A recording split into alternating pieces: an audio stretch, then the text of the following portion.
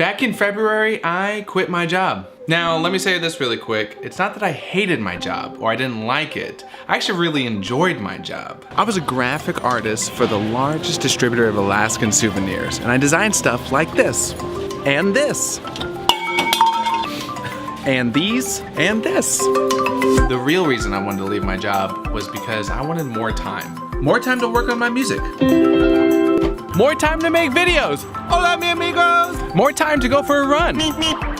But when I finally had the time to do all those things, I found myself working on projects here and there, and then I would watch Netflix most of the time or be on my phone for hours at a time, and then I realized I was being super unproductive, and because I was being unproductive, I wasn't making as much money, and because I wasn't making as much money, I was getting stressed out. See, being your own boss sounds awesome. It sounds exciting. It sounds like you'll be able to do whatever you want to do whenever you want to do it because you are the boss. And for part of the time, that's true. But for the other part of the time, it's scary and nerve-wracking because you are your own boss. You are your own secretary. You are your own accountant. You are everything, and it all comes down to you, which can be a lot to take on. But in my last several months of becoming a freelancer and becoming my own boss, there's one thing that I found out that I really need to succeed, and that is motivation. Motivation is something we all get, but once it's gone, you can feel lost, insecure, stressed, anxious, unsure of what to do, and the list goes on, right? So if you really want to become your own boss and really take that scary leap, it's all up to you, nobody else. And that's just kind of a scary thing, but if you really want to do all this, here are some tips that I found to stay motivated when the times are hard. Write down your goals and check them frequently. I'm a huge advocate for writing down your goals for two reasons. One, it gives you a huge sense of accomplishment when you see yourself getting towards the end of that goal or achieving that goal. And two, it's a good roadmap for you with your life. Case in point, here's some goals I wrote down in the beginning of 2017. And whenever I felt like I wasn't sure of what to do or which way to turn or look, I would always go back and read this list of 16 things of my goals. Now, some of them will change over time, of course. If you can have this as a roadmap to look back to, this will help you out for sure. Now, if you're struggling to figure out what you want to do in life and you don't have any goals, last year to come up with these 16 goals, I compiled 20 questions that I answered to help me figure out what I wanted in life. And if you want to check those out, you can check them in the link in the description.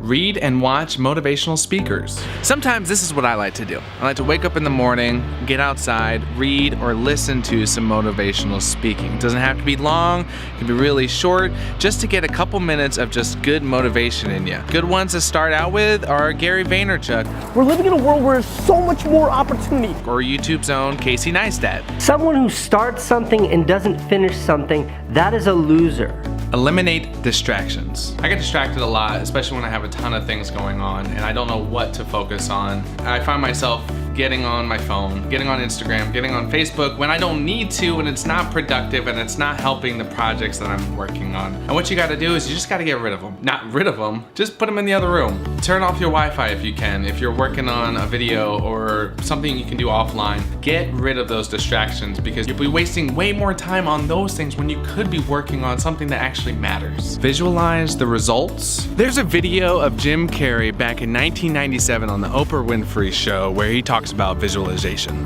I would visualize things coming to me that I wanted or whatever. This was in like 1987, 85? Yeah. And I had nothing at that time, so it was like, but it just made me feel better. I would drive home and think, well, I do have these things. They're out there. I just don't have a hold of them yet, but they're out there. If you can see it and believe it, it's a lot easier to achieve it.